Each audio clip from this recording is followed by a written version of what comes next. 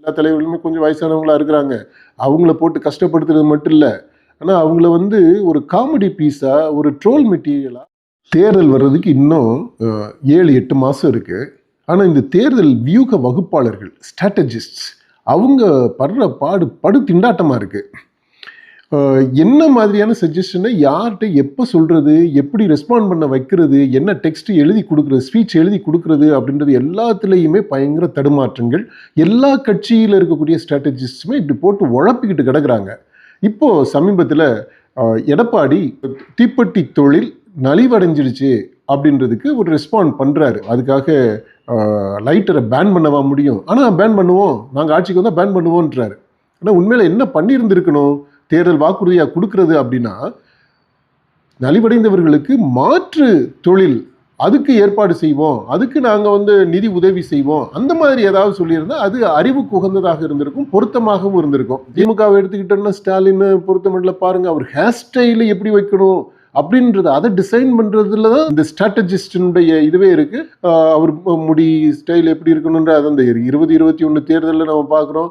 அதில் உருப்படியாக செஞ்சது, அதாவது விசிபிளாக கான்க்ரீட்டாக நம்ம பார்க்குறது மாதிரி நடந்த ஒரு செயல் என்ன, இந்த ஸ்ட்ராட்டஜிஸ்ட் பண்ணது என்ன அப்படின்னா, இந்த ஸ்டாலினுக்கு அவருக்கு அந்த முடியில சிகை அலங்காரம் பண்ணி விட்டது தான் இது. அப்படின்னா விஜய்க்கு நம்ம ஏற்கனவே இவர் ரெட்பிக்ஸில் ஒரு இன்டர்வியூவில் இவர் ஃபெலிக்ஸ் ஜெரால்டு கூட அது டீட்டெயிலாகவே சொல்லியிருக்கிறோம், என்னென்ன மாதிரியான சொதப்பல்கள்லாம் அங்கே இருக்குது அப்படின்றது.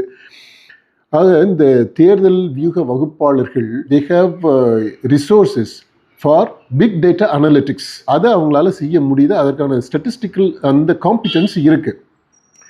என்ன லேக்காக இருக்குது, அதில் என்ன குறைவாக இருக்குது அப்படின்னா, அவங்க பண்பாட்டு ரீதியாக கல்ச்சுரல், ஆந்த்ரோபலாஜிக்கல், சோசியலாஜிக்கல், எத்னோகிராஃபிக்கல் இந்த மாதிரியான துறைகளில் இருந்து பெறக்கூடிய இன்சைட்ஸை எப்படி இந்த இமேஜ் டிசைன், தலைவர்களுடைய இமேஜை வடிவமைப்பது, இந்த பிராண்டிங் அப்படின்றாங்க இல்லையா, பிராண்டிங்கை விட இன்னும் டீப்பரான ஒரு விஷயம் இமேஜ் டிசைனிங்கிறது. இதை செய்யறதுக்கு எப்படி இந்த இன்சைட்ஸ் எல்லாம் பயன்படுத்துறது அப்படின்றதுல ஒரு பெரிய கேப் இருக்கு.